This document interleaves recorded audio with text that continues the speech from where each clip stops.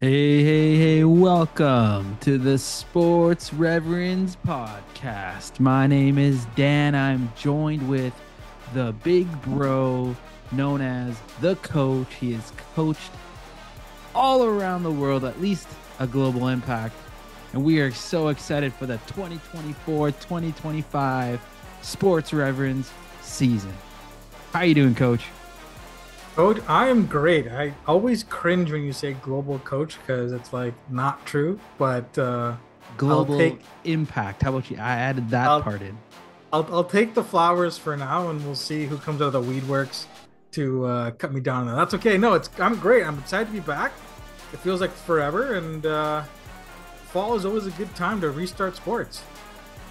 Why don't you walk us through what Sure. our show is going to look like today? Actually, before that, I'll just share this for any of the new followers that may be tuning in. The Sports Reverends Yes. show is all about our unapologetic faith and hot sports takes. We talk about the NFL, NBA, a little bit of footy, NHL, MLB we'll touch on. And we kind of talk about how sports has played a huge role in our faith journey and the stuff that's Absolutely. happening in sports now, how it's relevant in our faith journeys today. So that's what our show is about. Coach, why don't you tell them what we're going to be touching on today? Yeah, absolutely. We're gonna run through some quick hitters as we always do. Pay some bills. We're gonna talk about a little bit of the highlights from the summer. It was a very busy sports summer, which was awesome. Um, NFL's back, baby. A lot of people are happy. A lot of people may not have won their fantasy matchups. We won't touch that yet, but we'll see. And we're gonna talk about Caitlin Clark a little bit as well. She's been igniting a lot of stuff, and then some real talk about hope and where we're looking for hope, and how does the world look for hope, and how as Christians we should maybe diversify away from that path. Go from there. So why don't you start us off with our quick hitters? Time for some quick hitter news. The Los Angeles Lakers will wear a number 44 crest on their jerseys to honor the late, great, the logo, Jerry West. Absolutely. 49ers running back McCaffrey status is uncertain for week two. Mason had a good week one, but we'll be able to do it in week two. We'll see. Paul Skeens sets Pittsburgh Pirates record for rookie strikeouts. Harry Kane, which is 100 caps, or for those who don't follow soccer, it's 100 games played for England with two goals against Finland in the win. And the Georgia Bulldogs remain in the number one spot on the AP 25 college football rankings. Let's handle some business. All right, for those of you who are new, this is one of our longtime sponsors, Training to Invest. If you're looking to find a way to get out of the rat race, if you're looking to understand how to plan for retirement, and if you're just thinking about, I need to learn more about my future, check us out at www.train2invest.com. That's train number 2invest.com, train to invest. And we provide a one stop shop to teach you how to manage your future assets. And honestly, it is taking the power out of somebody else's hands and putting into your own hands to identify what goals you want in life and how to get there. Many people think that you can just put it into an RRSP and you'll be okay. But I think a lot of people have now understood what inflation is and how that's impacting you in terms of your groceries, your gas bills, all that kind of thing. And inflation is going to kill your retirement plans. So let's find a way to avoid that. So check us out, www.train, the number 2invest.com. Download the free ebook and we'll go from there. So this is when I talk about the coach has a global impact because it's not only a coach on the court, he also coaches people in their finances as well. Check it out today. You can see the link in our YouTube bio as well. All Awesome. right, coach, what's up first? All right. Let's start with this a nice little softball for you. What are some of the sports highlights for you from the summer? There's a lot of things going on, a lot of things that don't normally happen. So, what one or two things that kind of stuck out to you this summer? Oh, definitely. The summer was filled with sports for once, other than baseball. And I loved it because the Blue Jays are stinky right now. So I've been loving. I loved the Euros. This is probably the most I've ever watched of European soccer, and the Euros were really fun. Wasn't the quite the turnout that I wanted to, hoping for England to do better, but they pulled the classic England move and did what they do. So that was definitely a highlight, and I also loved the Olympic basketball. Also, a poor result for Team Canada. I expected them to not only medal, I was going to tweet out that they're going to win gold, and Oof. they definitely did not. They definitely let me down there. But there is hope as Canada basketball continues to grow. If they don't medal next Summer Olympics or next World, well, I guess they're medaled the last World Cup. If they don't medal the next Summer Olympics, heads will roll. Yeah, that's totally fair. Not quite the endings we're looking for those things, but yeah, the Euros were a great time. I will admit I watched a little bit while I was at work, so Ooh. thank you for working from home, but that's okay. It's okay. We put in some extra hours overall. I love the Olympics. Aside from the controversy surrounding the opening ceremonies, what was really cool, like on a non-sports level, was the amount of stories that we saw of people praying and worshiping God and giving God the glory for their performance. And I think that's something that really, maybe because of social media, but something that was never really a thing. I can't remember a storyline where people from all over the world were coming together to praise God before their events and do a worship thing. So I think that was really cool. Sports wise, obviously, Team Canada not doing well, but Wemby did great, so I'm kind of happy for that. But it's always cool to see the different uh, sports that you don't normally get to see. I would say, as cool as beach volleyball is, I think we gotta spread our wings out a little bit more, CBC, and find some other things to watch as well, because there's a lot of different storylines that were missed opportunities for sure. But always a good thing to see sports bringing people together for sure. Yeah, a lot of fun things in the summer. A lot of fun things in the summer. Makes you Canada excited for World Cup. Canada will hold on to the only ever breakdancing, they called it breaking Olympic Yeah. gold medal. So that's something we can hold on to because they took it away and for good reason. Thank you, Australia. Hey, I mean, she came out and performed. Even though she looked like a goof, she still came out, did her thing. I give her props for that. I give her props for That's something else. That's for sure. that. Forever let's flip legitimately over. cemented in history. Let's with those kind of reactions. Let's talk about NFL Week 1. I know you're super pumped and excited that we're back in action. Give me some of your reactions, some thoughts, and I'll flip over to mine, and we'll go from there. Football is back, baby. I love it. It's been an exciting time for me. I gave in my 2 week notice to my wife that Thursdays, Sundays, Mondays, I am now busy. And she has fully accepted that, and which is great. She's all on board.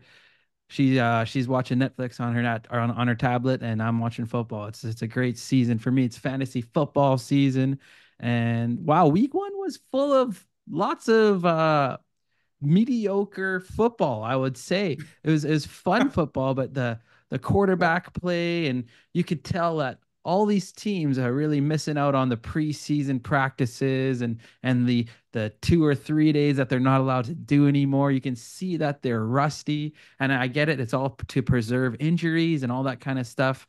But wow, was it ever lackluster in many ways? How many quarterbacks threw for under 200 yards and how many drop passes, how many missed routes? There was lots. It was lots. And that's from Hall of Famer, future Hall of Famers too. So it was overall fun week one, but I know most people are going to overreact going into weeks 2 and 3 and saying their team is already done for the year or expecting this and that from these things. I think week one you got to really temper your expectations. It's week one. A lot's going to change going forward for this season. Yeah, I think Week 1 started with a bang. That Thursday night game was something else. Yeah. Kind of wish I'd taken the Friday off, but that's okay. It was a long day, but that's all right. I think that set the tone. But I will connect with you on this. There was a lot of mediocre quarterback play from guys who expected to step up a little bit. Like Kirk Cousins, we were, Achilles was a bit of a concern through a dud. Deshaun Watson remains terrible, but he's got so much money. What is Cleveland going to do? Daniel Jones is Daniel Jones. Woo. I think he's thrown more pick sixes than touchdowns in the last little bit. So, and the rookies were everybody expected CJ Stroud from these guys, and they're not. And I think we need to temper some expectations. Big time. And yeah, Caleb it's Williams still a probably quarterback had, driven league. oh yeah, Caleb Williams probably had the biggest meltdown that you could possibly have as a rookie quarterback, and still the Bears pulled off a win, which is could be encouraging if you're a Bears fan, because usually that does not happen, and it can only really go uphill from here. I think he does show flashes of can be really good, but I think he got humbled pretty well this last Sunday. Yeah, I mean, you go from preseason to the real thing. Not many defensive schemes are out in preseason, right? It's a lot of basic stuff, a lot of rotating guys in and out. So yeah, we'll have to see. Maybe we see some growth throughout the season, but the Bears don't have much to go other than up. What do you think of the dynamic kickoffs? I am not a huge fan of them. It was okay. Like it was okay. I don't I think it might just take some getting used to. Yep. I'm not on the board of or on the camp of get rid of them or go back to the old way. I'm more of like a meh, I don't really care. Just got to get used to it, I think. I think the reason is it's supposed to reduce injury, I'm assuming. Yeah. But I'm not sure. Yeah, and I don't think there's too many injuries on those kickoffs, but there were some interesting rules I didn't know about. So if they kick it through a squib kick through the end zone, they get to start at the Yeah. 20 only. But if they kick it through the end zone, they start at the 30. I didn't know that until Sunday, so that was kind of different too. But yeah, Yeah. it's a little gimmicky. It is gimmicky. I think I mean, they're trying to increase the entertainment value, right? And I think injuries is one thing, but also getting returns happening is another. I think in the preseason there was like 75% returns as kind of teams messed around with things. But week one last year versus week one this year, you saw kickoffs be returned 27% versus 36% of the Ooh. time. So that's a big jump Yeah. year over year. And I think it's going to bring some entertainment value and will definitely help some fantasy teams as extra points are put on the board. So potentially. You mentioned a couple of the quarterbacks that struggled, and those are kind of quarterbacks that have always been kind of on the bubble. I was more Yeah. surprised by the Lamar Jackson. I was more surprised by Jalen Hurts. I was more Hmm. surprised by even Trevor Lawrence in the second half. Like these guys, Justin Herbert, all these guys, they really played poorly. Like it looked ugly. There's a few guys that looked good, like Mahomes looked all right. Aaron Rodgers actually looked really good. Yeah. They just had some unlucky drops and a fumble and all that. I think he looked pretty solid. It was good to see him back. I was happy to see him back. I know he gets a lot of hate now for all the, I don't know, whatever people's opinions upon him, but I like him. I think he looks good. I think the Jets are going to be good. Joe Burrow looked horrible, man. Like, so all Yeah. these top tier That's fair. quarterbacks, I was just a little shocked by those guys to look that bad. And I mean, you have to wonder giving up that extra preseason game for extra regular season game is it helping? I don't think so. It's just for the money. I think we just see more and more just for the money, right? So that will be I'm just going to watch week over week, see if anything improves, and we'll go from there. Let's talk about something that I really didn't think we'd be talking about consistently: the WNBA. The From WNBA. like more memes being sent about the WNBA to an actual conversation. I personally, not that I'm ripping the WNBA, it's just boring. It's just boring. And that's fine. I'm allowed to have that take. But You're gonna get what's us not boring, canceled. You're gonna get us canceled. I I'll pray extra hard tonight for that, and that's gonna be okay. It's gonna be okay. What's interesting is you have this straight white woman completely pissing people off just because she's playing basketball the right way. And it's so shocking to me that this individual who isn't outrageous, doesn't say outrageous things, is pretty humble off the court, pretty much plays within her limitations, has gotten all these women riled up, young, old. They just got them riled up because they said they couldn't do it, and she's doing it. Of course, you talk about Caitlin Clark. Um, I'll ask you this: is she as good as advertised? To be honest, I have not watched a full game. I know that's I did try. I did Yep. try to watch, and I know a lot of people said, "Oh, it's good basketball." It's really a poor product, and I couldn't finish it. I didn't enjoy it. What I've seen of her is that she stands out completely with whoever she's playing with. She plays basketball very intelligently. She's incredible shooter, great handles, great court vision. I saw a stat that she has the most tied for the most 25 points, 10 assists games. Yep. And I found out that that stat is not a season stat. That is a career stat. So, No, it's not. yes, you heard that correctly. 25 points, 10 assists. She has tied for the most already in her not finished rookie season for anyone else in the WNBA's career. So, this is the making of the Wilt Chamberlain of the WNBA, which Yeah. you could see this league grow and you could see it doing well. But right now, the talent level and maybe the schemes, I don't know what it is. It's not a great product. And if you want to argue with us about that, go ahead. But I am coming at it from a really I don't have any tie to or against the WNBA. I tried watching it. I've given it a chance. I'll probably give it another chance, but I'm not excited by it. I don't find it a good product. I do like Caitlin Clark. I'll give this. I know Angel Reese probably gets a lot of hates, probably from my side of view. I will say this: she did sign the greatest sponsorship that fits her name. She did sign with Reese's Peanut Butter Cups, and that makes sense. And I thought that was a huge win. But yeah, Caitlin Clark, she plays the game kind of in a humble way. She's cocky Yeah. on the court a little bit, but she plays it the right way, is what I'm trying to say. Angel Reese kind of plays the game like a tough defensive rebounder, not a great scorer, right? Still very flawed in how she plays. And they're trying to compare the two to be rivals. It's like it's not even. That's like it's comparing Michael Jordan to this is a boost for Angel Reese, but to Dennis Rodman. And no one would ever Oof. do that. No one would ever do that. So, did you hear about Yeah. Cheryl Swoops? No, I did not. Cheryl, She's a big Clark fan, right? she is.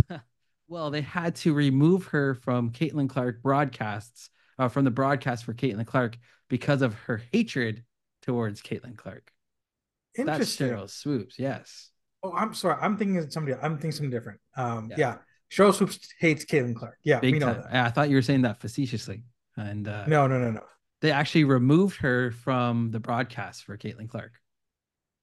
And and this is what I'm talking about, right? Like first they were complaining they're not getting paid enough, and then the rational thing is your league loses money every year, so you basically are getting paid to do play basketball for free, because all subsidized with the NBA. Fine, you get better pay. Then it's, oh, we're not getting charter jets like the NBA teams. Well, NBA teams pull in way more money than you. Nike is going to spend way more money on an NBA team versus a WNBA team. Fine. All of a sudden, Caitlin Clark comes in, money starts pouring into the league, new sponsorships, blah, blah, blah. And you have these entitled basketball players going on social media saying, oh, I had to fly first class. I didn't get my charter jet. It's like, calm down. Your jet's coming.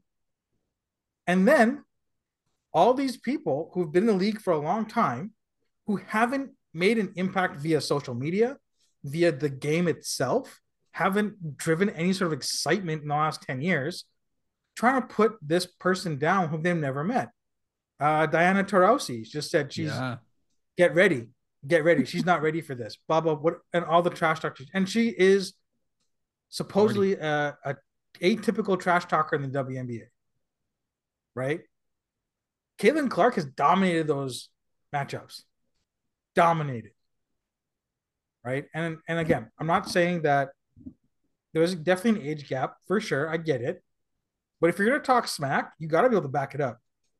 Oh, I will yes. talk all the smack when I go and play basketball. When I play the little guys, when I go play the grown men, I keep my mouth shut. A, I'm short. B, I'm out of shape. C, I haven't shot a ball in forever.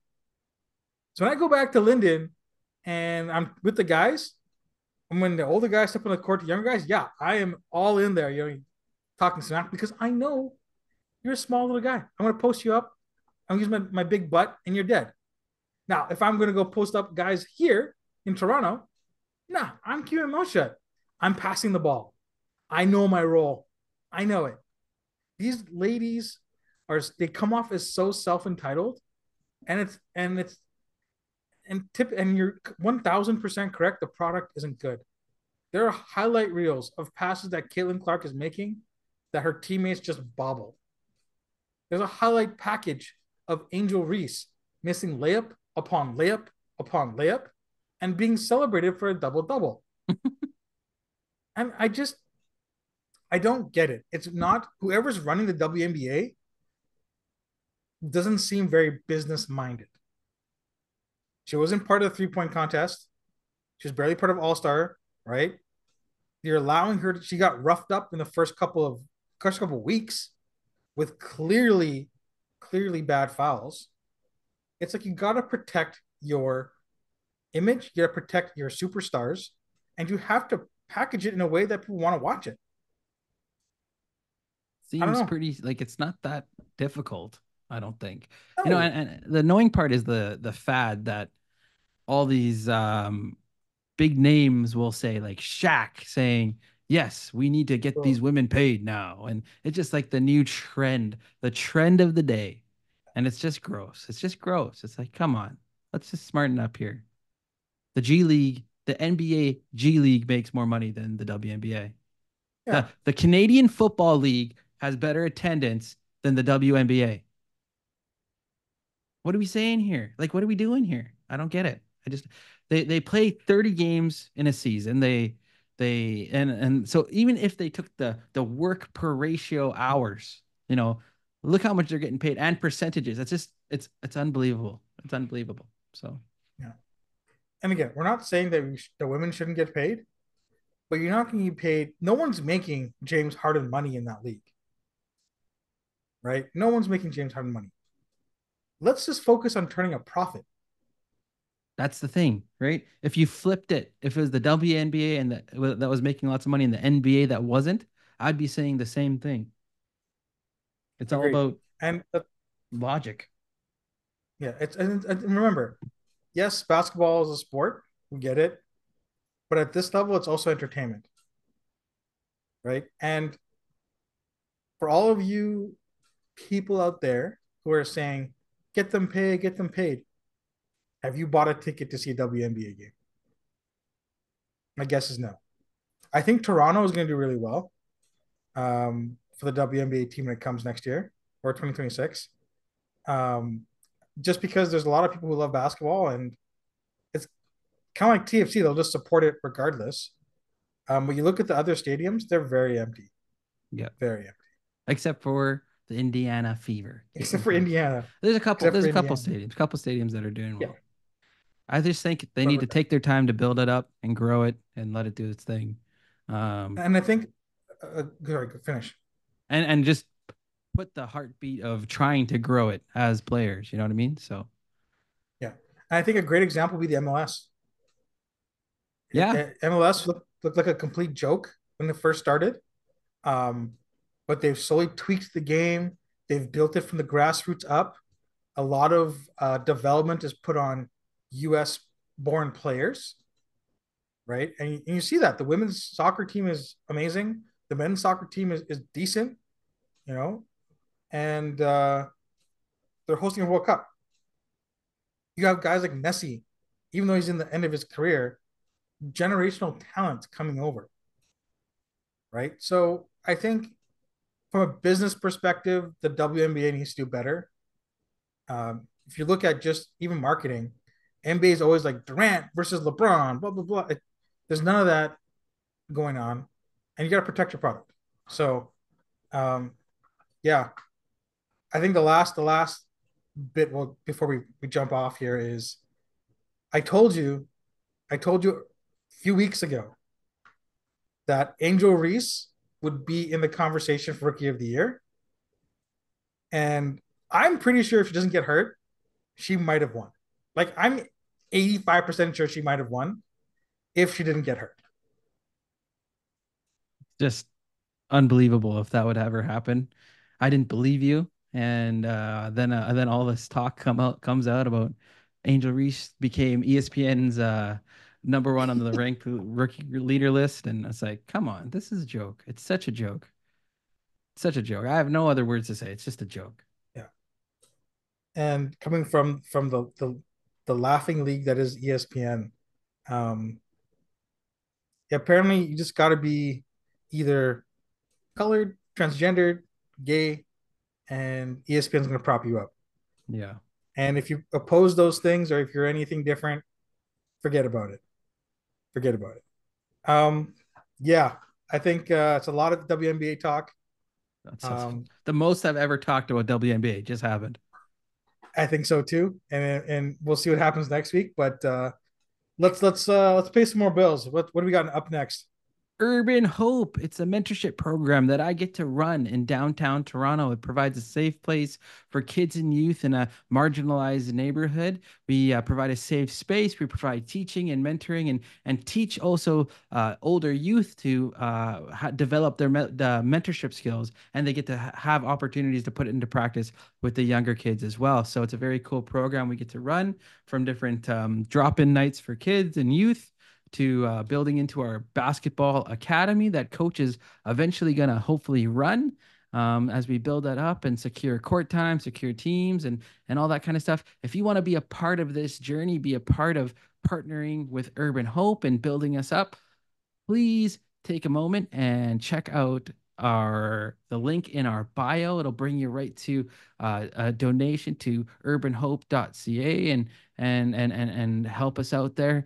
If you can give, that'd be fantastic. If you're in Canada, you do receive a tax receipt, gift receipt as well. So thank you very much for that. And yeah, that's Urban Hope. Support it. Let's keep it going. Yeah, great program. A lot of lives changed, and it's cool to see the young guys roll through and young ladies roll through too. So it's fun. It's fun. All right, I think this is kind of shifted over the last little bit, where it's become one of our favorite segments, and it's become a more popular segment with our viewers, and it's our real talk segment where we combine sports and faith and talk about the real important things. And um, I think today's topic is more about where to look for hope and what is your source of hope.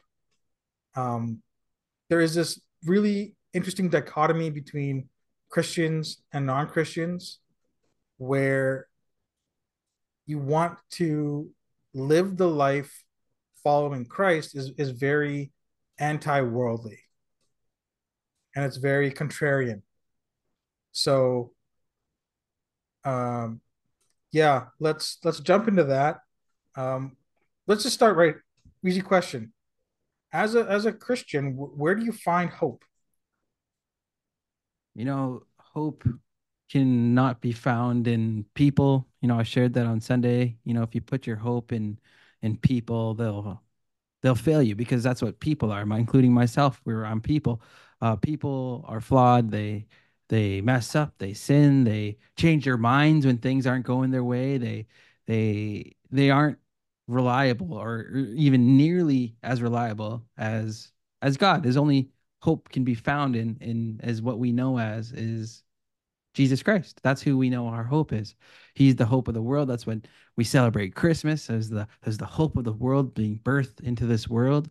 And then he went on to save the world. You know, he paid for the price for our sins, and we still hold on to that hope. We still hold on to the hope because the scripture says that he is with us. When Jesus went to heaven, he gave us the Holy Spirit who is with us, and that's our hope every single day, our hope of the reason why I get up in the morning, the reason why I got to share the good news in different areas of my life and help others. That's my hope. Yeah, and I think that's, it's a hard thing having hope though, because it's unseen, right? Just kind of like faith. You kind of have to trust that it's going to happen, or trust in, as a Christian, you trust in God that there's hope, right? And in the world, you see people put their hope in people, they put their hope in sports, ideologies, but there's nothing concrete that they can say, I'm going to put my hope in this and it's going to make things better. A lot of it is just fleeting, and it's not rooted in anything. How would you encourage a fellow believer to discuss hope with their friends and non-believers? You know, like, and I was thinking about this with like the whole Caitlin Clark thing and Angel Reese thing. You know, the Caitlin Clark um, approach to basketball is I'm going to get to the gym, I'm going to play every single day, and I'm just going to work on myself getting better. Well, where Angel Reese kind of has this expectation that she should be given um, this blessing of being great, that she should be given what she hasn't even earned yet. You know, is it's what's that word that I'm looking for? Entitled. It's an entitlement, exactly. And you know, I think if you look at it this way, you know, so many people focus on, let's say they're going through a trial or a storm in their life. You know, so many people focus on that trial. They focus on, why is this happening to me? Why is this what did I do to cause this? Mm. Or if this is really real, Lord, if you're really real, why would you even put me into something like this? And you know, I've been trying to challenge different people on changing their mindset a bit. It's like, you know, stop focusing on the trial at hand. You know, look throughout your life already. You've already been brought through many different storms in your life. You've been brought Yeah. through many different challenges. Stop focusing on that. Don't even focus on the history of even the miracles that you've gone through, or even the challenges that has been in your past. Yeah, don't even focus on that. What I would share, I challenge people is to focus on the source of hope, the source that's going to, instead of focusing on the challenge, focus on the source of hope that's going to bring the following resolution, right? And so you said it's challenging to have hope, and that's where, if you've experienced the hope before, if you experienced the being going through this storm before, you know that it's going to be there again. That's why, you know, my wife, she gets angry at me when we're in pressure situations, if it's driving or whatever the situation is, because I am naturally pretty calm under pressure. I think sports has helped me be calm under pressure. It's different having a hope and knowing that in the middle of a storm that my boat's not going to turn over. I know that because I know God is with me. He's not going to leave me or forsake me. So it's one thing to have it as a emotion or a practice of having calmness under pressure, but something different when you have a hope that you know, is not from anywhere in this earth. It's a divine hope. It's a hope that's going to help you see you through it. It's a hope that's going to help you um, live up to the standard that the Bible sets. Right? That's the hope. That's the divine joy and peace that you get as a Christ follower. Yeah, I don't know. No, I think that's great. Because I think what correct me if I'm wrong. What you're alluding to is it's not just throwing up a prayer and us hoping that it happens.